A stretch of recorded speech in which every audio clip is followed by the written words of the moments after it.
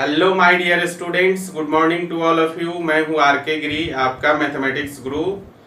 Guys, पिछले lecture में हम लोगों ने शुरू किया था एप्लीकेशन ऑफ डेरिवेटिव्स का पहला chapter dy dx as a rate measure. ठीक है, आज के लेक्चर में हम लोग उसी चैप्टर का एक्सरसाइज 6.1 करेंगे, जिसमें से हम लोगों ने 2 क्वेश्चन ऑलरेडी कर लिए थे। बाकी के क्वेश्चन आज करेंगे हम लोग। जो भी डिफिकल्ट क्वेश्चन है, ठीक है ना, उसका हम लोग आज सॉल्यूशन करेंगे और रेस्ट जो क्वेश्चन बच जाएगा, जो इजी क्वेश्चंस हैं, वो आप लोगों को बना लेना है। ओके गाइस, तो चलिए आज का लेक्चर हम लोग शुरू करते हैं। तो आज का जो पहला क्वेश्चन है, क्वेश्चन नंबर 7 एक्सरसाइज 6.1 का क्वेश्चन नंबर 7 है आपका,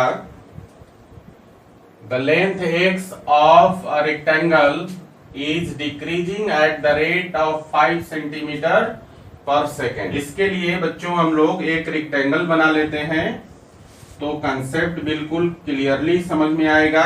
देखिए, ये आपके पास रेक्टेंगल है, मान लीजिए ये है ABCD, एक रेक्टेंगल है आपके पास। इसका लेंथ मान लेते हैं कि x है, तो इसके बारे में कह रहा है कि लेंथ x जो है वो 5 सेंटीमीटर पर मिनट से डिक्रीज हो रहा है। यहाँ पर रेट जो है डिक्रीजिंग है, तो हम लोगों को कंसेप्ट के अनुसार क्या लेना है, नेगेटिव लेना है। तो दिया हुआ है आपके पास कि dx बाई dt का वैल्यू दिया है -5 सेंटीमीटर पर मिनट। ओके, उसके बाद फिर दिया है and the width y is increasing at the rate of 4 centimetre पर मिनट। और मान लीजिए कि इसका width y है और y है, तो इसका रेट जो है इंक्रीज हो रहा है। देखिए, width y is increasing at the rate of 4 centimetre पर मिनट, तो यहाँ पर जो है width का जो रेट है वो इंक्रीज हो रहा है, तो इसको हम लोग पॉजिटिव लेंगे। सो गाइज, यहाँ पर गिवन है dy बाई dt का वैल्यू 4 सेंटीमीटर पर मिनट, ये आपके पास गिवन है। लेंथ जो है डिक्रीज हो रहा है eight the rate of 5 centimetre पर मिनट। इसको हमने नेगेटिव लिया है क्योंकि यहाँ डिक्रीजिंग रेट है, और विड्थ y जो है वो इंक्रीज हो रहा है eight the rate of 4 centimetre पर मिनट। यहाँ पर हमने पॉजिटिव लिया है क्योंकि विड्थ का रेट जो है इंक्रीज हो रहा है। तो आपसे पूछ रहा है when x is equal to 8 centimetre and y is equal to 6 centimetre, find the rate of change of perimeter and the area of the rectangle। ठीक है, अब आपको क्या करना है, x is equal to 8 पर 8 सेंटीमीटर और y is equal to 6 centimetre पर आपको निकालना है इस रेक्टेंगल के पेरीमीटर का रेट और इसके एरिया का रेट। क्लियर है? चलिए 1 बाई 1 करके कर लेते हैं। तो पहला देखिए, ए में दिया है आपके पास पेरीमीटर निकालना है।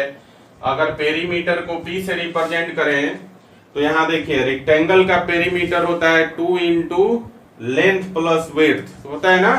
तो पेरीमीटर को हम लोग लिख सकते हैं 2 इंटू एक्स प्लस वाई, और पेरीमीटर का रेट निकालना है। इसको दोनों तरफ हम लोग t के रिस्पेक्ट में डिफरेंशिएट कर देंगे, तो ये हो जाएगा dt बाई dt और 2 हो गया, और ब्रैकेट में यहाँ हो जाएगा dx by dt plus dy by dt। ठीक है, dx बाई dt और dy बाई dt आपके पास गिवन है, और इसकी वैल्यू निकालना है कब, जब x is equal to 8 centimetre हो और y is equal to 6 centimetre हो।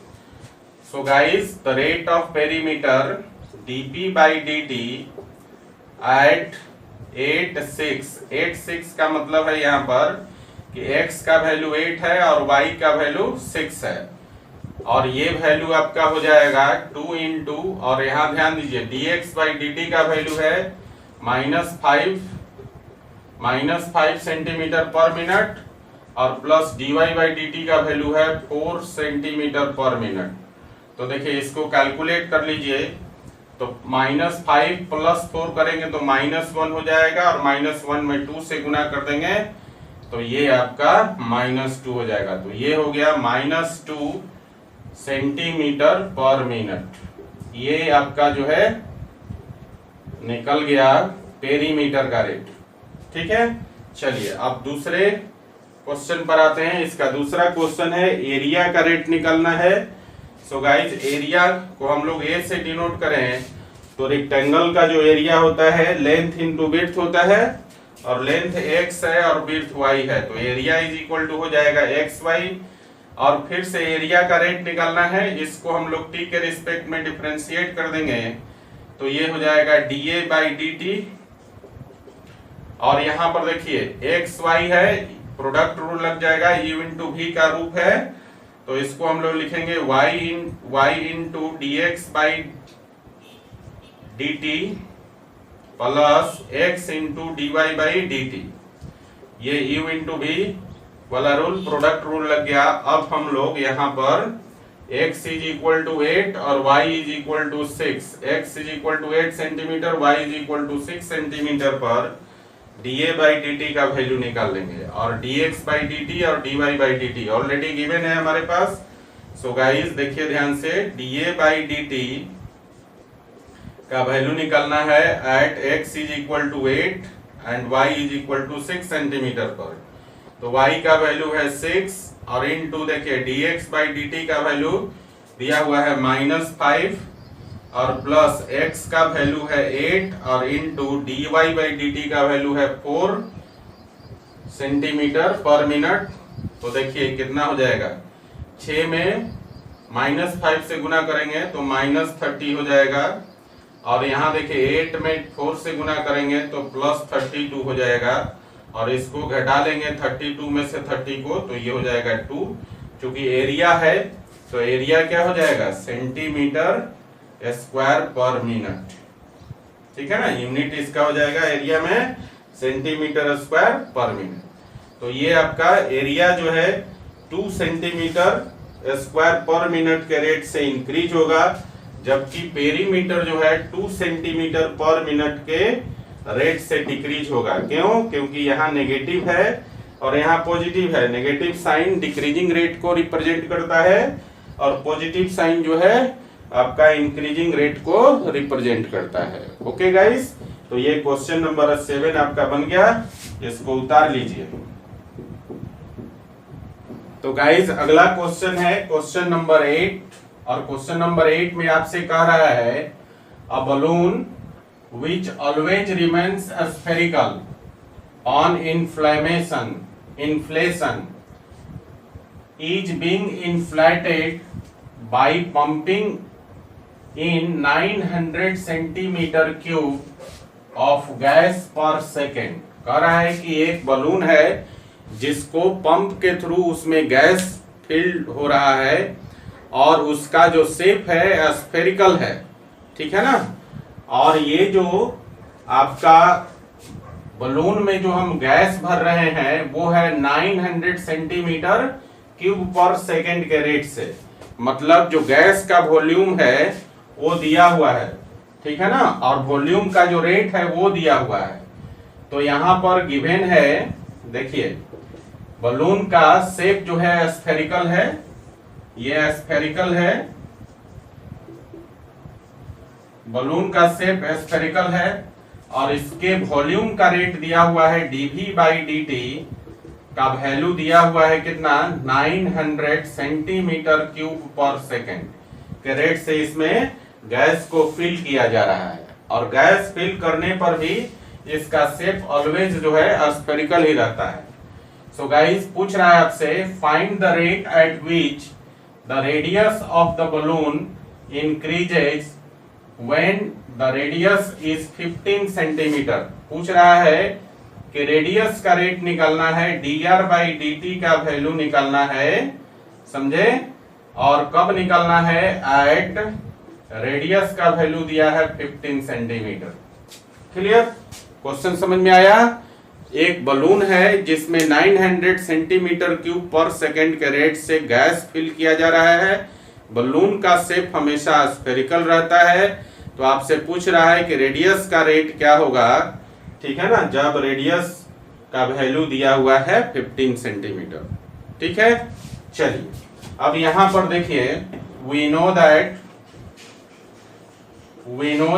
Volume of the sphere V is equal to sphere का वॉल्यूम होता है 4/3 पाई आर क्यूब, मालूम है। और इसको हम लोग क्या करेंगे, दोनों तरफ डिफरेंशिएट कर लेंगे टी के रिस्पेक्ट में, तो ये हो जाएगा dv/dt और इधर हो जाएगा 4/3 इंटू पाई, और आर क्यूब को डिफरेंशिएट करेंगे पहले आर के रिस्पेक्ट में और फिर आर को डिफरेंशिएट कर देंगे टी के रिस्पेक्ट में। तो देखिए क्या हो जाएगा आपका, dv/dt is equal to 4/3 into pi, और आर क्यूब का आर के रिस्पेक्ट में हो जाएगा 3r² इंटू dr/dt। क्लियर है। यहाँ देखिए 3 से 3 कैंसिल हो जाएगा, और यहाँ क्या हो जाएगा, अब हम लोग यहाँ पर dv/dt का वैल्यू जो हमारे पास गिवन था, ये वैल्यू हम इसमें डाल देंगे, तो ये हो गया आपका 900 इज इक्वल टू, और ये हो जाएगा 4πr² इंटू dr/dt। अब यहाँ से dr/dt निकाल सकते हैं, इसके लिए 4πr² को दूसरी साइड सेंड करना होगा। सो गाइस dr/dt का जो वैल्यू हो जाएगा वो हो जाएगा 900/4πr²। क्लियर है। अब यहाँ पर हम लोगों को dr/dt का वैल्यू निकालना है, जो वो निकालना है r is equal to 15 centimetre पर। सो गाइस dr/dt का value r is equal to 15 centimetre पर अब हो जाएगा 900/4π इंटू 15 का स्क्वायर हो जाएगा ना। और देखिए 900 बाई, और यहाँ देखिए 15 का स्क्वायर करेंगे तो हो जाएगा 225, और इसमें 4 से मल्टीप्लाई कर देंगे तो ये हो जाएगा 900। क्लियर है। तो ये हो जाएगा 900 पाई, ठीक है ना। 4 पाई इंटू 15 का स्क्वायर कैलकुलेट करेंगे तो हो जाएगा 900 पाई। 900 से 900 आपका कैंसिल हो गया। सो गाइस ये हो जाएगा आपका dr/dt at r is equal to 15 centimetre पर वैल्यू हो जाएगा 1/पाई, और रेडियस का रेट है तो लिखेंगे सेंटीमीटर पर सेकंड, ठीक है ना। तो ये आपका रेडियस का रेट निकल गया, और ये वैल्यू पॉजिटिव है, इसका मतलब है कि रेडियस क्या हो रहा है, इंक्रीज हो रहा है। ठीक है। कितना, किस रेट से इंक्रीज हो रहा है, 1/पाई सेंटीमीटर पर सेकेंड के रेट से इस स्फेरिकल बलून का रेडियस इंक्रीज हो रहा है। ओके गाइस, चलिए इस क्वेश्चन को लिख लीजिए। तो गाइस अगला क्वेश्चन है क्वेश्चन नंबर 10, और क्वेश्चन नंबर 10 में आपसे कह रहा है अ लैडर 5 मीटर लॉन्ग, एक सीढ़ी है जिसकी लंबाई 5 मीटर है, is leaning against a wall, ठीक है ना। एक दीवार के सहारे ऐसे तिरछा खड़ा किया गया है। The bottom of the ladder is pulled along the ground away from the wall at the rate of 2 centimetre per second. ये जो सीढ़ी है इसको ग्राउंड के अलोंग पुल किया जाता है, किस रेट से, 2 सेंटीमीटर पर सेकेंड के रेट से। ठीक है। इसको हम लोग देखिए यहाँ पर सबसे पहले हम लोग क्या कर लेते हैं कि वॉल की हाइट और वॉल का जो यहाँ पर ग्राउंड पर जो लेंथ है उसको मान लेते हैं।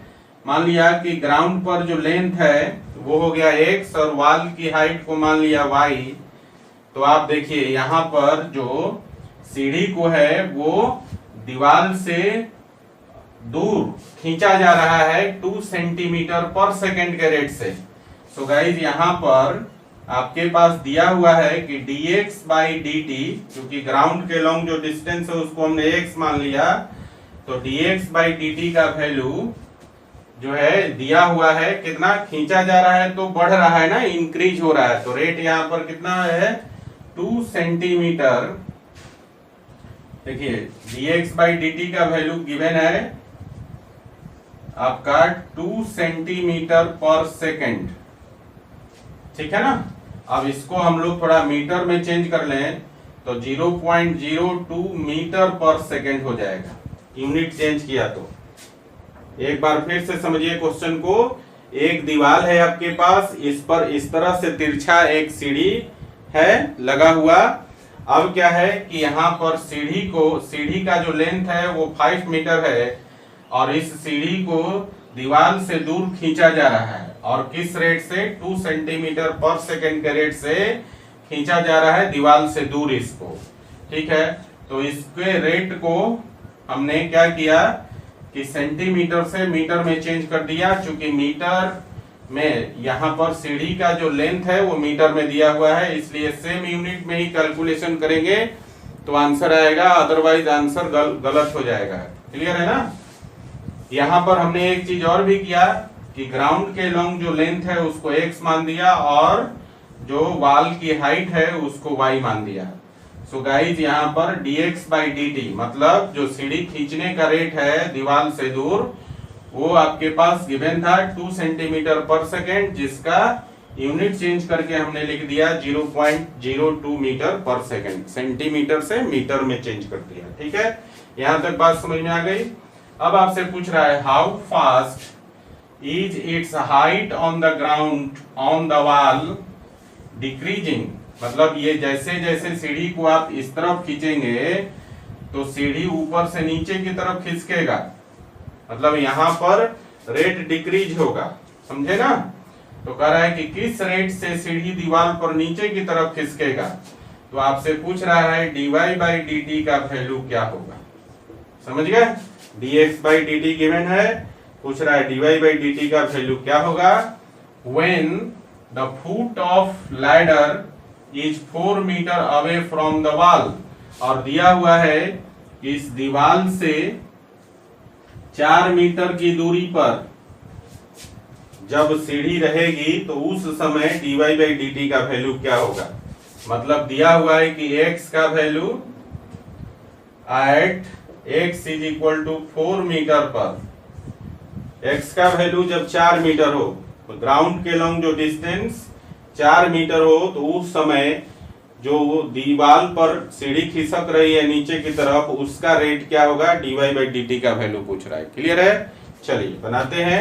यहाँ पर देखिएगा ध्यान से, वॉल, ग्राउंड और लैडर ये तीनों मिलकर यहाँ पर एक राइट एंगल ट्रायंगल का फॉर्मेशन कर देते हैं। तो देखिए राइट एंगल ट्रायंगल में हम लोग लिखते हैं परपेंडिकुलर का स्क्वायर प्लस बेस का square is equal to hypotenuse का स्क्वायर। सो गाइस इसको लिख सकते हैं हम लोग x square plus y square is equal to 5 का स्क्वायर लिख सकते हैं ना। और इसको हम लोग दोनों तरफ डिफरेंशिएट कर दें t के रिस्पेक्ट में, तो यहां लिख दीजिए now differentiate both sides with respect to t, t के रिस्पेक्ट में दोनों तरफ डिफरेंशिएट कर दीजिए। तो देखिए ये हो जाएगा 2x dx बाई dt और plus 2y dy by dt is equal to 0। ये हो जाएगा आपका। यहां से देखिए dy बाई dt का वैल्यू हम लोग निकाल सकते हैं, और कैसे निकाल सकते हैं ये देखिए, यहां से 2x dx बाई dt को दूसरी तरफ ले जाइए तो ये हो जाएगा 2y dy by dt is equal to कितना हो जाएगा, minus 2x dx by dt लिख सकते हैं। और ध्यान दीजिए 2 से 2 कैंसिल हो गया और y आपका इस तरफ आ जाएगा, तो dy बाई dt का वैल्यू हो जाएगा आपका minus x by y into dx by dt, ये वैल्यू हो जाएगा। अब देखिए हमें क्या निकालना है, dy बाई dt का वैल्यू मैंने कहा कब निकालना है, जब ग्राउंड के लॉन्ग डिस्टेंस 4 मीटर हो जाए। ठीक है, लेकिन यहाँ पर आप देख रहे हैं dy बाई dt का वैल्यू x y के टर्म में है, तो इक्वेशन 1 से देखिए यहाँ पर साइड में लिख लीजिएगा फ्रॉम इक्वेशन 1 से आप लोग x का वैल्यू पुट कर देंगे फ्रॉम इक्वेशन 1, यहाँ पर लिख लीजिए at x is equal to 4, x is equal to 4 पर y का वैल्यू निकाल सकते हैं इक्वेशन 1 से, तो कितना हो जाएगा 4 का square plus y square is equal to 5 का स्क्वायर। तो देखिए 4 का स्क्वायर 16 प्लस वाई स्क्वायर और 5 का स्क्वायर 25, 16 को इधर लाइए तो y square is equal to कितना हो जाएगा, 25 में से 16 घटाएंगे तो 9 हो जाएगा, तो वाई का वैल्यू हो जाएगा 3 हो जाएगा ना। यहाँ पर 9 का रूट कर देंगे तो 3 आ जाएगा, तो वाई का वैल्यू आपको मिल गया। So guys dy by dt का वैल्यू अब हमें निकालना है x इज इक्वल टू 4 और y इज इक्वल टू 3 पर, मतलब अब हमें निकालना है x इज इक्वल टू 4 और y इज इक्वल टू 3 पर, 4 3 पर हमें वैल्यू निकालना है, ठीक है।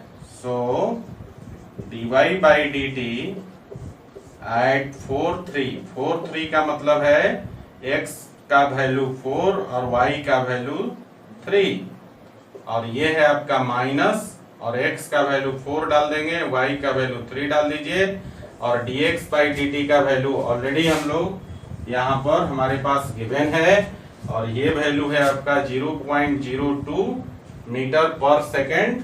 सो गाइज इसको जरा बना लीजिए, इसको हम डेसिमल को रेशनल फॉर्म में लिख देते हैं, तो ये हो जाएगा -4/3 और इनटू इसको लिख सकते हैं 2/100 लिख सकते हैं ना। और यहाँ देखिए आप 4 से 100 कटा सकते हैं 25 टाइम्स, तो ये वैल्यू आपका हो जाएगा -2/75 मीटर पर सेकेंड, ठीक है। देखिए लैडर जो है दीवार पर खिसकेगा किस रेट से, ये खिसकेगा 2/75 मीटर पर सेकेंड के रेट से दीवार पर लैडर खिसकेगा, मतलब इसकी जो रेट है यहाँ पर नेगेटिव दिखा रहा है, तो लैडर जो दीवार पर खिसकेगा वो डिक्रीजिंग रेट हो जाएगा, समझे ना। अब देखिए यहाँ पर ये भी आंसर हो जाएगा आपका, अगर चाहे तो इसको, चूंकि यहाँ पर शुरू में जो है लैडर जो ग्राउंड के लॉन्ग खींचा जा रहा था उसका रेट सेंटीमीटर पर सेकेंड में दिया हुआ था, ठीक है, तो आप चाहें तो लैडर जो खिसक रहा है दीवार पर उसका भी रेट आप सेंटीमीटर पर सेकेंड में निकाल सकते हैं, आंसर ये भी हो सकता है, ठीक है ना। सो गाइज इसको अगर हम लोग सेंटीमीटर पर सेकेंड के टर्म में निकालें तो क्या हो जाएगा, 100 से इसको मल्टीप्लाई कर देंगे तो ये हो जाएगा -2/75, ठीक है, इंटू 100। अब ये मीटर से सेंटीमीटर पर सेकेंड हो जाएगा, तो इसको कटाइए, 25 से कटाएंगे तो 4, 25 4 जा 100 और 25 3 जा 75, तो ये आपका हो जाएगा आंसर -8/3 सेंटीमीटर पर सेकेंड। अब ये आंसर हो जाएगा आपका, समझे। तो ये वाला जो था आपका मीटर पर सेकेंड यूनिट में था, ये वाला जो आंसर है आपका सेंटीमीटर पर सेकेंड यूनिट में है। तो जो भी आपका आंसर दिया हुआ है बुक में आप वो वाला आंसर लिख लीजिएगा, ठीक ना। मैंने दोनों यूनिट में लिख दिया है, क्लियर है गाइस। देखिए बुक में आंसर, एक चीज और मैं बता देना चाहता हूं कि बुक में जो आंसर दिया हुआ है वो नेगेटिव नहीं शो कर रहा होगा, ठीक है ना। नेगेटिव साइन और पॉजिटिव साइन कन्वेंशनली क्या है, इंक्रीजिंग रेट और डिक्रीजिंग रेट को दर्शाता है, समझ रहे हैं बात को। चूंकि रेट भी तो एक क्वांटिटी होता है ना, तो क्वांटिटी के साथ हम लोग नेगेटिव और पॉजिटिव नहीं लगाते हैं, लेकिन यहाँ पर जो नेगेटिव पॉजिटिव कैलकुलेशन के साथ आता है ये इंडिकेट करता है कि रेट इंक्रीज हो रहा है या डिक्रीज हो रहा है, ओके। तो हो सकता है कि बुक में नेगेटिव रेट ना दिया हो, ठीक है, तो कोई दिक्कत नहीं है, समझ रहे हैं ना। कैलकुलेशन से ये प्रूफ हो जाता है कि रेट इंक्रीज हो रहा है या डिक्रीज हो रहा है, ठीक है ना। जब कैलकुलेशन करेंगे तो डेफिनेटली आपका नेगेटिव और पॉजिटिव फॉर्म में आएगा, समझे। चलिए इस क्वेश्चन को उतार लीजिए जरा। तो गाइस नेक्स्ट क्वेश्चन है क्वेश्चन नंबर 11, और क्वेश्चन नंबर 11 में कह रहा है a particle moves along the curve. मान लीजिए कि आपके पास कोई कर्व है, एक पार्टिकल है, इस पर मूव कर रहा है इस कर्व पर, और कर्व का इक्वेशन दिया हुआ है। इस कर्व का इक्वेशन है 6y is equal to x³ + 2। ये कर्व का इक्वेशन दिया है, ये आपका कर्व है, इस पर कोई पार्टिकल है जो मूव कर रहा है। कह रहा है find the points on the curve at which the y coordinate is changing 8 times as the x coordinate, ठीक है। मान लीजिए कि यहाँ पर कोई पॉइंट है एक्स वाई, तो कह रहा है कि वाई कोऑर्डिनेट का रेट जो है एक्स कोऑर्डिनेट के रेट का 8 गुना चेंज हो रहा है। तो इस कर्व पर पॉइंट निकालना है। क्वेश्चन आपका ये है। क्वेश्चन एक बार फिर से समझिए। क्वेश्चन में दिया हुआ है कि एक पार्टिकल है जो इस कर्व पर, ये आपका कर्व है, इस कर्व पे मूव करता है, ठीक है। तो आपको निकालना है, इस कर्व पर पॉइंट्स निकालना है, जिसके लिए जो है इस कर्व पर जो पॉइंट का जो y कोऑर्डिनेट है उसका जो रेट है वो x कोऑर्डिनेट के रेट के 8 गुना है।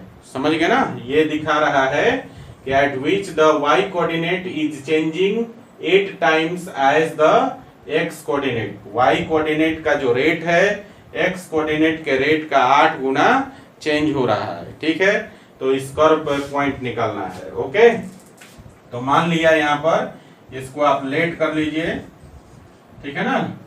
लेट कर लीजिए कि कर्व पर पॉइंट जो है एक्स वाई है, ठीक है। और आपके पास गिवन क्या है, देखिए गिवन है आपके पास कि y कोऑर्डिनेट का जो रेट है, मतलब dy बाई डी टी का जो वैल्यू है वो 8 टाइम्स है dx बाई डी टी का। ये आपके पास गिवन है। इसको आप इक्वेशन 1 मान लीजिए। ऑल्सो आपके पास एक और भी इक्वेशन दिया हुआ है, कर्व का इक्वेशन। ऑल्सो वी हैव, देखिए ध्यान से, also we have 6y is equal to x cube plus 2। This is the equation of curve. अब इस कर्व के इक्वेशन को हम लोग क्या करेंगे, दोनों तरफ t के रिस्पेक्ट में डिफरेंशिएट कर लेंगे। तो now differentiate both sides with respect to t। t के रिस्पेक्ट में दोनों तरफ डिफरेंशिएट कर लीजिए। तो ये हो जाएगा 6 into d y by d t और इज इक्वल टू ये हो जाएगा एक्स क्यूब का, x के रिस्पेक्ट में करेंगे तो 3x स्क्वायर हो गया, और फिर x को t के रिस्पेक्ट में करेंगे तो dx बाई dt हो जाएगा, और ये जो 2 है कांस्टेंट है इसका 0 हो गया। क्लियर है। अब देखिए ध्यान से, dy बाई dt को का वैल्यू ऑलरेडी हमारे पास दिया हुआ है, dy by dt is equal to 8 times into dx by dt दिया हुआ है ना। तो हम लोग यहाँ पर dy बाई dt का वैल्यू रख देंगे। तो गाइस ये हो जाएगा आपका 6 इंटू और dy बाई dt का value 8 times dx by dt, clear, और इज इक्वल टू हो गया 3x square dx by dt लिख सकते हैं। तो देखिए ध्यान से, यहाँ पर ये हो गया आपका 48 dx बाई dt और is equal to 3x square dx by dt। हम लोग क्या करेंगे, एक साइड कर लीजिए, ठीक है ना। dx बाई dt को कटाना नहीं है। यहाँ पर हम लोग क्या करते हैं कि इसको एक तरफ कर लेते हैं। तो ये हो जाएगा 3x स्क्वायर माइनस 48 और यहाँ हो जाएगा dx by dt is equal to 0। चूंकि dx बाई dt का वैल्यू 0 नहीं है तो ये आपका जो फैक्टर के फॉर्म में है 3x स्क्वायर माइनस 48 ये 0 हो जाएगा, और 48 को इधर लाइए तो ये हो जाएगा 3x square is equal to 48, और इसको आप 16 से कटा सकते हैं तो x square is equal to 16 हो गया, और यहाँ से स्क्वायर को इस तरफ ले जाएंगे तो x का वैल्यू प्लस माइनस 4 आ जाएगा। तो x का वैल्यू निकल गया। अब इस x के वैल्यू को कर्व के इक्वेशन में डाल देंगे तो y का वैल्यू निकल जाएगा। तो यहाँ पर निकाल लीजिए।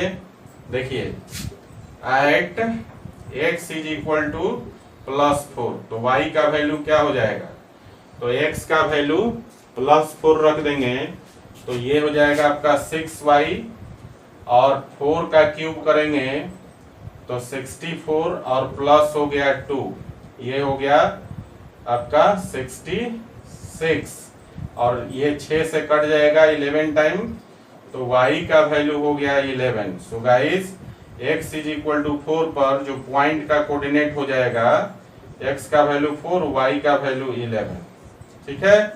और दूसरा at x is equal to -4 पर देख लीजिए, तो -4 पर कितना हो जाएगा, ये हो गया 6y, और यहाँ पर देखिए -4 का क्यूब करेंगे तो -64 हो जाएगा और +2 हो जाएगा, तो ये हो जाएगा -62 हो जाएगा।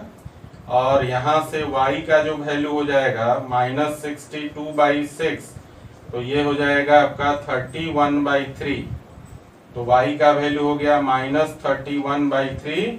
सो guys x is equal to -4 पर जो पॉइंट हो जाएगा p का कोऑर्डिनेट हो जाएगा -4 -31/3। तो ये आंसर हो गया आपका। 2 पॉइंट्स आ गए। इस कर्व पर आपने 2 पॉइंट फाइंड आउट किया, 4, 11 और -4 -31/3, जिसके लिए इसका जो y कोऑर्डिनेट है वो 8 टाइम्स चेंज होगा x कोऑर्डिनेट का। ठीक है, तो ये क्वेश्चन कंप्लीट हो गया गाइस। लिख लीजिए इसको, लिखिए जरा। तो गाइस अगला क्वेश्चन है क्वेश्चन नंबर 12, और क्वेश्चन नंबर 12 में आपसे कह रहा है the radius of an air bubble. Air bubble से देखिए यहाँ पर मतलब ये है कि जब कभी आप देखे होंगे नहाते धोते समय कि साबुन का जब झाग बनता है उसमें से कभी कभी एयर का बबल बन जाता है। ठीक है ना, वहाँ झाग का, साबुन के झाग का बबल बन जाता है, वही आपका एयर बबल है और कुछ नहीं है। और एयर बबल का शेप जो होता है ऑलवेज स्फेरिकल होता है, समझे?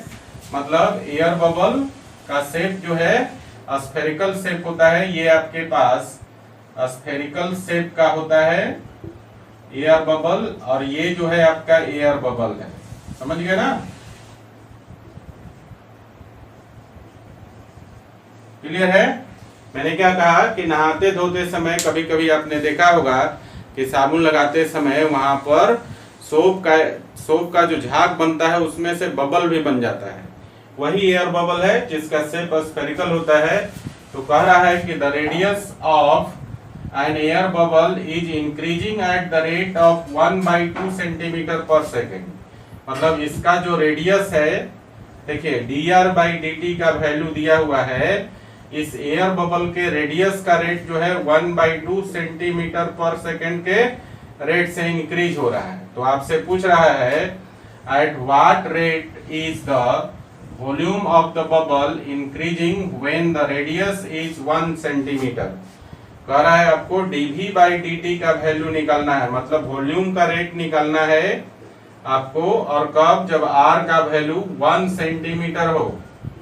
तो सिंपल सा क्वेश्चन है ये तो, ठीक है। अब देखिए स्फेयर के केस में वी नो दैट वॉल्यूम क्या होता है इसका, we know that volume of sphere is equal to 4/3 pi r³। जानते हैं हम लोग। अब इसको दोनों तरफ t के रिस्पेक्ट में डिफरेंशिएट कर दीजिए, तो ये हो जाएगा dv/dt is equal to 4/3 into pi, और r³ का r के रिस्पेक्ट में हो जाएगा 3r² और इंटू dr/dt। क्लियर है?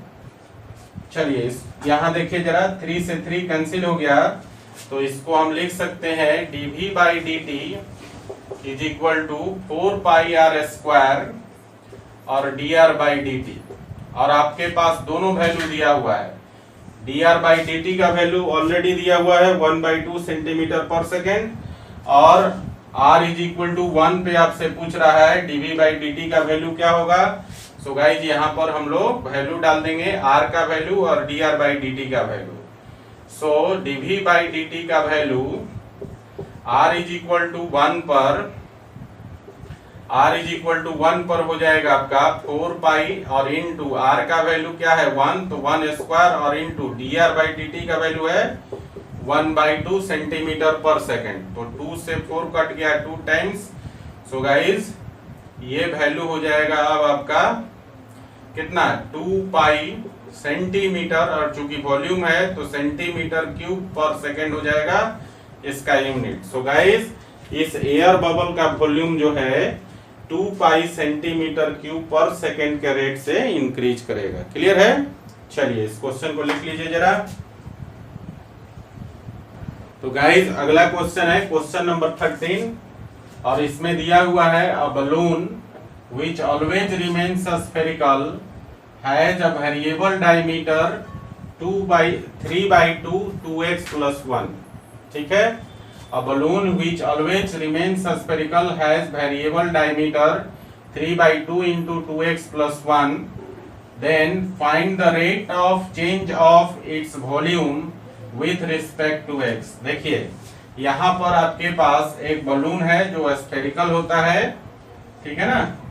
दिया हुआ है कि जो बलून है वो हमेशा स्फेरिकल है और इसका जो डायमीटर दिया हुआ है, देखिए ये डायमीटर दिया हुआ है AB और इसका वैल्यू दिया हुआ है डायमीटर का, ये है D का वैल्यू दिया हुआ है 3/2 × 2x + 1. डायमीटर दिया है. तो आपको मालूम है कि डायमीटर से आप रेडियस निकालें तो डायमीटर का आधा होता है रेडियस. सो गाइस यहाँ से जो इस स्फेरिकल बलून का रेडियस हो जाएगा वो हो जाएगा 3/4 × 2x + 1. रेडियस निकल गया. तो आपसे पूछ रहा है कि इसका वॉल्यूम निकालना है x के रिस्पेक्ट में, मतलब वॉल्यूम का रेट निकालना है x के रिस्पेक्ट में. Find the rate of change of its volume with respect to x. तो आपको निकालना है dv/dx का वैल्यू, समझे, ये निकालना है. वॉल्यूम का रेट x के रिस्पेक्ट में निकालना है. क्लियर है, बात समझ में आ गई. तो देखिए अब हम लोग जानते हैं, we know that volume of the sphere क्या हो जाएगा, v = 4/3 pi r³. यही होता है वॉल्यूम. और यहाँ से देखिए 4/3 और पाई हो गया और r का वैल्यू हमने निकाला था 3/4 × 2x + 1 और इसका होल क्यू हो जाएगा क्योंकि r³ होता है. तो ये हो जाएगा आपका 4/3 × पाई और 3/4 का क्यूब करेंगे तो ये हो जाएगा 27/64 और ये हो जाएगा 2x + 1 का क्यूब. ठीक है. और इसको गुना कर दीजिए तो ये हो जाएगा आपका 108 हो गया पाई और बाई इसको गुना कीजिए 64 में 3 से तो 4 × 12 हो गया और 6 × 18 1 19 हो गया. ठीक है. इसको ऐसा करते हैं, कटा लेते हैं यहाँ पर. तो देखिए 3 से 27 कट जाएगा 9 टाइम्स और ये 4 से 64 कट जाएगा 16 टाइम. तो इसको लिख दीजिए 9π/16 और इंटू 2x + 1 का क्यूब. ये आपका वॉल्यूम निकल गया. ठीक है बच्चों. देखिए हमारे पास डायमीटर दिया था, वहां से हमने रेडियस निकाल लिया और रेडियस से हम लोग इस स्फेरिकल जो आपके पास बलून है इसका वॉल्यूम निकाल लिया और वॉल्यूम का वैल्यू आ गया 9π/16 2x + 1 का होल क्यूब. अब क्या करना है, आपको निकालना है dv/dx, मतलब वॉल्यूम का रेट निकालना है x के रिस्पेक्ट में. तो गाइस v मिल गया तो इसको क्या करेंगे, सिंपली x के रिस्पेक्ट में हम डिफरेंशिएट कर देंगे. सो नाउ डिफरेंशिएटिंग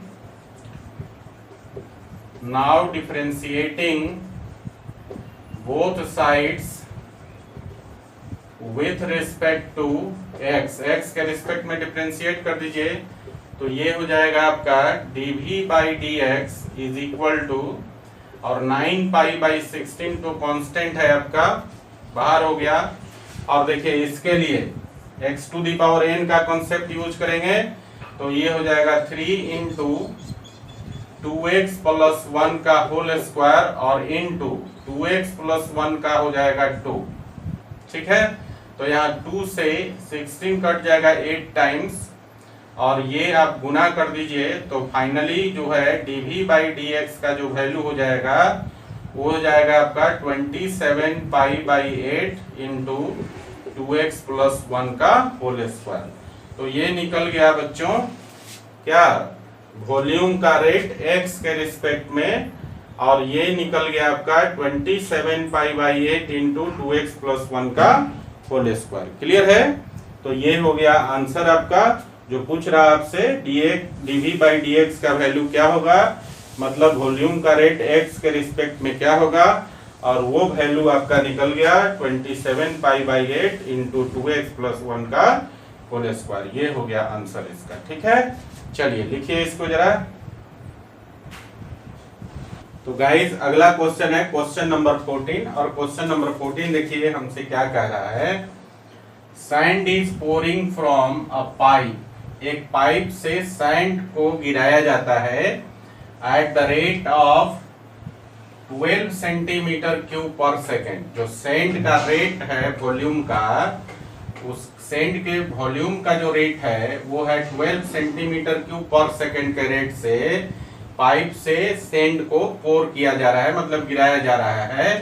ठीक है, the filling sand forms a cone, और जो पाइप से सैंड गिर रहा है वो कोन बना रहा है ऑन द ग्राउंड। समझे? तो इस बात को पहले समझते हैं हम लोग एक फिगर से। देखिए आपके पास ये पाइप है और इस पाइप के माध्यम से यहाँ पर सैंड जो है गिराया जा रहा है। ये पाइप है और पाइप के माध्यम से यहाँ से सैंड जो है पोर किया जा रहा है। और ये जो सैंड है जब गिर रहा है नीचे तो ये कोन फॉर्म कर रहा है। कैसा? कोन फॉर्म कर रहा है ग्राउंड पर। ये सैंड है आपका, ठीक है ना, और इसका वॉल्यूम जो है दिया हुआ है। तो जो सैंड का वॉल्यूम होगा वही इस कोन का वॉल्यूम होगा। ठीक है ना, क्योंकि जितना सैंड गिराया जाएगा उतना ही सैंड ग्राउंड पर आएगा। तो कह रहा है कि सैंड जो गिराने का रेट है, सैंड के वॉल्यूम का रेट 12 सेंटीमीटर क्यूब पर सेकेंड है। इसका मतलब है कि कोन का भी वॉल्यूम जो होगा, ये दिया हुआ है dv बाई dt का वैल्यू दिया है 12 सेंटीमीटर क्यूब पर सेकेंड। ठीक है, dv बाई dt का वैल्यू दिया हुआ है 12 सेंटीमीटर क्यूब पर सेकेंड। ठीक है, अब देखिए क्या दिया हुआ है। In such a way that the height of the cone is always 1/6 of the radius of the base। समझे ना? कह रहा है कि जो इसकी हाइट है इस कोन का, ये जो सैंड का कोन बना, इसकी जो हाइट है ये हमेशा बेस के रेडियस का 1/6 है। मतलब ये दिया हुआ है कि हाइट जो है 1/6 ऑफ रेडियस दिया हुआ है। तो देयरफॉर यहाँ से हम लोग r का वैल्यू निकाल सकते हैं 6h। क्लियर है? अब आपसे क्या कह रहा है, how fast is the height of the sand cone increasing when the height is 4 centimetre. कह रहा है किस रेट से इस सैंड कोन का हाइट इंक्रीज करेगा। मतलब आपसे पूछ रहा है dh बाई dt का वैल्यू पूछ रहा है क्या होगा, और कब पूछ रहा है, when the height is 4 centimetre, when h is equal to 4 centimetre. ठीक है, dh बाई dt का वैल्यू पूछ रहा है, हाइट का रेट क्या होगा, किस रेट से इस सैंड कोन का हाइट इंक्रीज करेगा जब हाइट इसका 4 सेंटीमीटर होगा। ये ओवरऑल क्वेश्चन है आपका। ठीक है गाइस, तो चलिए हम लोग यहाँ से सॉल्यूशन करना शुरू करते हैं। तो देखिए यहाँ पर जो वॉल्यूम है आपका कोन का वॉल्यूम होता है कितना, 1/3 पाई r स्क्वायर h। तो यहाँ पर लिखिएगा we know that the volume of the cone is equal to 1/3 pi r square h। ठीक है, और r का वैल्यू हम लोग यहाँ से एक रिलेशन जो दिया हुआ था h is equal to 1/6 r, तो यहाँ से r का वैल्यू हमने निकाल लिया था, r is equal to 6h। तो यहाँ पर वैल्यू डाल देंगे तो ये हो जाएगा v is equal to 1/3 into pi, और r का वैल्यू है 6h का स्क्वायर इंटू h। ठीक है, तो ये हो जाएगा अब आपका, ध्यान दीजिए, ये हो जाएगा अब आपका वॉल्यूम इज इक्वल टू 1/3 और इंटू पाई और 6 h का स्क्वायर करेंगे तो ये हो जाएगा 36h स्क्वायर और इंटू h। तो फाइनली जो वॉल्यूम है वो हो गया आपका 3 से 36 कट जाएगा ये आपका 12 टाइम, तो ये हो जाएगा 12 पाई एच क्यू, ये आपका वॉल्यूम हो गया। क्लियर है ना? तो वॉल्यूम आपका निकल गया 12 पाई एच क्यू। अब हमें क्या निकालना है? dH बाई dt का वैल्यू निकालना है, जबकि dV बाई dt का वैल्यू हमारे पास गिवन है। तो इसको हम लोग क्या करेंगे, दोनों तरफ डिफरेंशिएट कर देंगे विथ रिस्पेक्ट टू t। तो ये हो जाएगा dV बाई dt, और इधर हो जाएगा देखिए 12 पाई, और HQ का पहले h के रिस्पेक्ट में हो जाएगा 3h स्क्वायर, और फिर h का t के रिस्पेक्ट में हो जाएगा dH बाई dt। ठीक है? तो ये हो गया आपका dV बाई dt का वैल्यू हो गया 36 पाई h square dH by dt। ठीक है ना? और dV बाई dt का वैल्यू दिया हुआ है आपका, और ये वैल्यू है 12 सेंटीमीटर क्यूब पर सेकेंड। तो ये हो गया 12 और इज इक्वल टू 36 पाई, और h का वैल्यू अभी नहीं डालेंगे, अभी हम लोग dH बाई dt निकाल लेते हैं। तो 36 पाई h square dH by dt। तो यहां से देखिए ये कट जाएगा आपका 12 से 36 3 बार में, तो ये हो जाएगा आपका देयरफॉर dH बाई dt का वैल्यू जो हो गया, इधर नीचे लाएंगे तो ये हो जाएगा आपका कितना, 1 बाई और 3 पाई h स्क्वायर हो जाएगा ना। तो dH बाई dt का वैल्यू हो गया 1 by 3 pi h square. So guys dH by dt का वैल्यू निकालना है h इज इक्वल टू 4 पर। तो ये हो जाएगा dH बाई dt का value at h is equal to 4 centimetre. तो ये हो जाएगा देखिए कितना, 1 बाई 3 पाई, और h का वैल्यू 4 है तो 4 का स्क्वायर हो गया। तो ये हो गया 1 बाई 3 पाई, और 4 का स्क्वायर करेंगे तो 16 हो गया। सो गाइज ये हो गया फाइनली आपका 1 बाई, और 16 में 3 से गुना कीजिए तो ये हो गया 1 बाई 48 पाई। और चूंकि हाइट का रेट पूछ रहा है तो इसका यूनिट हो जाएगा सेंटीमीटर पर सेकंड। समझे? तो इस सैंड कोन का जो हाइट है dH by dt, h is equal to 4 पे 1 by 48 pi centimetre per second के रेट से इंक्रीज हो रहा है। क्लियर है गाइस? तो ये था आपका क्वेश्चन नंबर 14। चलिए इसको लिख लीजिए जरा।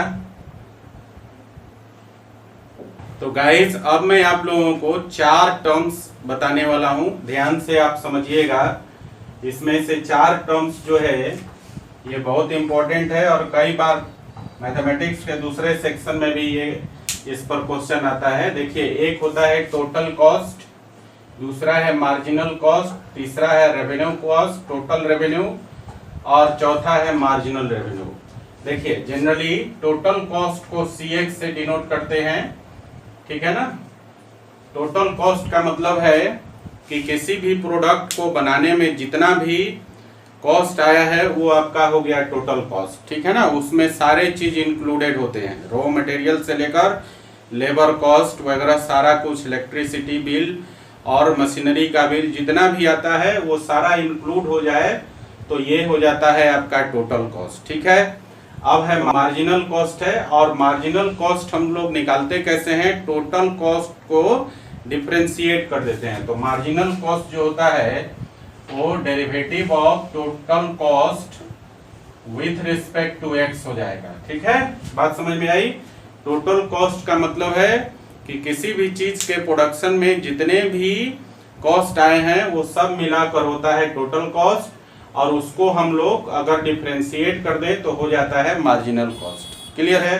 इसी तरह से टोटल रेवेन्यू जो है, टोटल रेवेन्यू को बेसिकली हम लोग RX से डिनोट करते हैं, और टोटल रेवेन्यू को हम लोग, ठीक है ना, और टोटल रेवेन्यू को हम लोग अगर डिफरेंशिएट कर दें तो हमें क्या मिल जाता है, मार्जिनल रेवेन्यू। तो मार्जिनल रेवेन्यू जो है derivative of total revenue with respect to x। ये 4 टर्म है आपका जो आगे के क्वेश्चन में हम लोग यूज करने वाले हैं, ठीक है ना। एक बार फिर से समझ लीजिए, टोटल कॉस्ट का मतलब है कि जिस कॉस्ट पे कोई भी चीज प्रोड्यूस होता है, मतलब टोटल प्रोडक्शन कॉस्ट आप बोलिए, जिसमें से हर चीज इंक्लूडेड होता है, labour cost, raw material cost, electricity cost, transportation, everything included होता है। इस टोटल कॉस्ट को हम लोग डिफरेंशिएट कर दें तो मार्जिनल कॉस्ट मिल जाता है। इसी प्रकार से टोटल रेवेन्यू जो है उसको, टोटल रेवेन्यू को हम लोग आर एक्स से डिनोट करते हैं और टोटल रेवेन्यू को हम लोग अगर डिफरेंशिएट कर दें तो मार्जिनल रेवेन्यू होता है। ठीक है, ये एक्चुअली कमर्शियल मैथमेटिक्स का टर्म है। ठीक है, आप लोगों को यहाँ पर सिर्फ समझना है कि टोटल कॉस्ट से मार्जिनल कॉस्ट कैसे निकालते हैं और टोटल रेवेन्यू से मार्जिनल रेवेन्यू कैसे निकालते हैं। ठीक है, यही बात यहाँ पर समझना था आपको। ठीक है, तो आप समझ गए कि टोटल कॉस्ट गिवन है तो उसको डिफरेंशिएट कर देंगे तो मार्जिनल कॉस्ट निकल जाएगा, और टोटल रेवेन्यू गिवन है तो आप उसको डिफरेंशिएट कर देंगे तो मार्जिनल रेवेन्यू निकल जाएगा। क्लियर है ना? चलिए इस पर क्वेश्चन करते हैं। इस पर जो है आपके बुक में दो तीन क्वेश्चन दिया हुआ है। देखिए क्वेश्चन नंबर 15 है, the total cost CX in rupees associated with the production of X units of an item is given by CX is equal to 0.007x cube minus 0.003x square plus 15x plus 4000 दिया हुआ है। Total cost, find the marginal cost when 17 units are produced. तो simple है, आपके पास देखिए given है, यहाँ solution कर लीजिए। क्वेश्चन में जान नहीं है, बस ये चार टर्म्स जो है आपको आने चाहिए। यहाँ पर आपका गिवन है, देखिए क्या दिया हुआ है, CX का वैल्यू दिया हुआ है, total cost 0.007 x Q minus 0.003x square plus 15x plus 4000 ये दिया हुआ है आपका। और ये कह रहा है कि मार्जिनल कॉस्ट निकालना है। ठीक है, और किस पर, x इज इक्वल टू 17 पर, जब 17 यूनिट्स प्रोड्यूस होता है, किस पर आपको निकालना है। देखिए आपको निकालना है मार्जिनल कॉस्ट निकालना है at x is equal to 17 units. ठीक है ना, जब 17 यूनिट्स का प्रोडक्शन होता है तो मार्जिनल कॉस्ट निकालना है। तो गाइज मैंने अभी बताया कि मार्जिनल कॉस्ट जो होता है, मार्जिनल कॉस्ट जो होता है आपका क्या होता है, डेरिवेटिव ऑफ टोटल कॉस्ट। तो CX का डेरिवेटिव कर लीजिए, CX का डेरिवेटिव कर लीजिए किसके रिस्पेक्ट में, x के रिस्पेक्ट में। तो देखिए क्या हो जाएगा, यहाँ पर CX का वैल्यू दिया हुआ है तो इसको लिख सकते हैं 0.007 और एक्स क्यू का हो जाएगा इंटू 3x स्क्वायर। ठीक है, माइनस 0.003 और इंटू एक्स स्क्वायर का हो जाएगा 2x और प्लस 15x का हो जाएगा 15 और प्लस 4000 का हो गया 0। डिफरेंशिएट कर लिया CX को x के रिस्पेक्ट में। अब इसकी वैल्यू निकालना है at x is equal to 17। So marginal cost यहाँ पर लिख दें, MC लिख देते हैं, MCX marginal cost at x is equal to 17। अब क्या करेंगे हम लोग, मार्जिनल कॉस्ट को x इज इक्वल टू 17 पर निकलना है तो इसमें जहां जहां x है वहां 17 डाल दीजिए। तो ये हो गया 0.007 इंटू 3 और x का वैल्यू है 17 का स्क्वायर हो गया और माइनस 0.003 इंटू 2 इंटू और x का वैल्यू 17 है तो 2 इंटू 17 हो गया और प्लस 15 हो गया। और इसको जब आप कैलकुलेट करेंगे, गुना करके कैलकुलेट कर लीजिए, और जब कैलकुलेशन करेंगे तो ये हो जाएगा 209, सॉरी ये हो जाएगा आपका 20.967 रुपीज हो जाएगा ये आपका, समझे ना। तो ये आपका मार्जिनल कॉस्ट निकल गया, ये आपका टोटल कॉस्ट दिया हुआ था। समझ गए, कंसेप्ट बिल्कुल क्लियर है।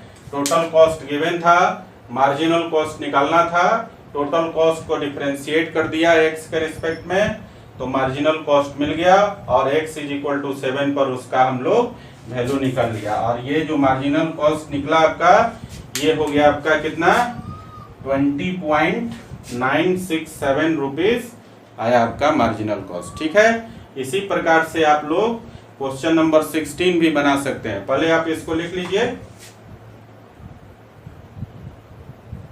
तो गाइज अगला क्वेश्चन है क्वेश्चन नंबर 16 और इसमें आपका गिवन है the total revenue in rupees received from the sale of x unit of a product is given by Rx is equal to 13x square plus 26x plus 15।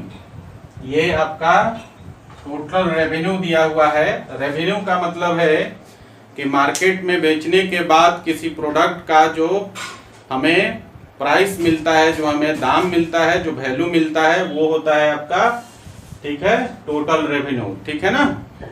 तो कह रहा है कि find the marginal revenue when x is equal to 7। जब 7 units जो है ना, किसी भी प्रोडक्ट का 7 यूनिट्स हम मार्केट में सेल करते हैं, तो सेल करने के बाद जो पूछ रहा है कि मार्जिनल रेवेन्यू क्या मिलेगा। तो हमने आपको बताया कि टोटल रेवेन्यू दिया है तो उसको सिंपली डिफरेंशिएट कर दीजिए और जिस भी वेरिएबल में दिया है उसी वेरिएबल के रिस्पेक्ट में डिफरेंशिएट करना होगा। वेरिएबल यहाँ पर चेंज हो सकता है टोटल कॉस्ट और टोटल रेवेन्यू में, ठीक है ना। तो जिस वेरिएबल में टोटल रेवेन्यू या टोटल कॉस्ट गिवन है उसको उसी वेरिएबल के रिस्पेक्ट में डिफरेंशिएट करना होता है। ओके, तो आपके पास टोटल रेवेन्यू दिया है, आपको मार्जिनल रेवेन्यू निकालना है when x is equal to 7 units given है। सो गाइस सॉल्यूशन के लिए हमारे पास पहले दिया हुआ है given that Rx is equal to, ये टोटल रेवेन्यू दिया है 13x square plus 26x plus 15। तो हमें मार्जिनल रेवेन्यू निकालना है। इसको हम लोग शॉर्टकट में ऐसा लिख देते हैं MRX मार्जिनल रेवेन्यू। और इसके लिए क्या करना होता है, ये जो आपका रेवेन्यू टोटल रेवेन्यू जो दिया हुआ है RX, उसको डिफरेंशिएट कर देंगे हम लोग x के रिस्पेक्ट में। तो देखिए कितना हो जाएगा, टोटल रेवेन्यू गिवन है 13x स्क्वायर, तो 13 कांस्टेंट है, बाहर हो गया, और x स्क्वायर का x के रिस्पेक्ट में डिफरेंशिएशन हो गया 2x। Clear, 13 into 2x plus 26x है और x का x के रिस्पेक्ट में 1, तो प्लस 26 और प्लस 0। 15 क्या है, कांस्टेंट है, तो इसका डिफरेंशिएशन 0 हो गया। तो ये हो गया आपका टोटल 26x प्लस 26 हो जाएगा ना, 13 दूनी 26x हो गया ये, और प्लस 26 और 0 जोड़ेंगे तो कोई फर्क नहीं पड़ेगा। तो इस मार्जिनल रेवेन्यू को निकालना है x इज इक्वल टू 7 पर। सो गाइस मार्जिनल रेवेन्यू जो है MRX का वैल्यू निकालना है आपको किस पर, x इज इक्वल टू 7 पर।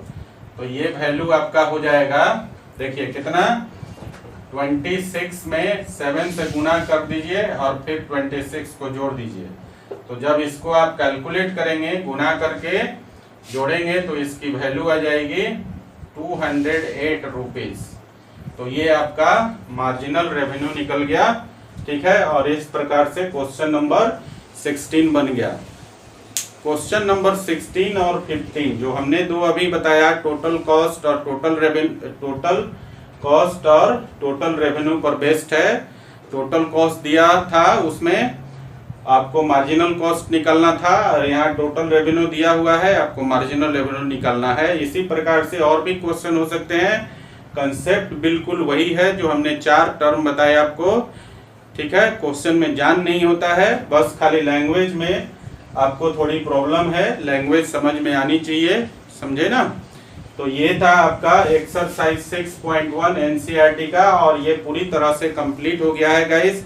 इसमें कुछ क्वेश्चन बच गया है जिसको आप बना लीजिएगा। ठीक है, और बहुत आसान क्वेश्चन है, और वो है 6.1 का कुछ क्वेश्चन बचा हुआ है एनसीईआरटी में, और वो क्वेश्चन है आपका क्वेश्चन नंबर 1, 3, 4, 6, 9, 17 और 18, जिसमें से 17 और 18 जो है ये दो ऑब्जेक्टिव टाइप क्वेश्चन है और ये दोनों क्वेश्चन बहुत आसान है, और बाकी ये जो 1, 3, 4, 6, 9 सब्जेक्टिव है, और ये बिल्कुल आसान क्वेश्चन है, आपसे बनने लायक है, ठीक है ना। इसे आप बना लीजिएगा। फिर भी मैं एक बार बोल रहा हूँ कि अगर इन क्वेश्चन को बनाने में किसी भी क्वेश्चन में डाउट आए तो अपना डाउट जरूर सेंड कर दीजिएगा, ताकि आपको सॉल्यूशन प्रोवाइड कर दिया जाए। ओके गाइस, तो ये आपका ओवरऑल 6.1 जो एक्सरसाइज था एनसीईआरटी का वो समाप्त हो गया। ठीक है, चलिए इसको लिख लीजिए, फिर हम लोग मिलेंगे नेक्स्ट लेक्चर में। ओके, देखिए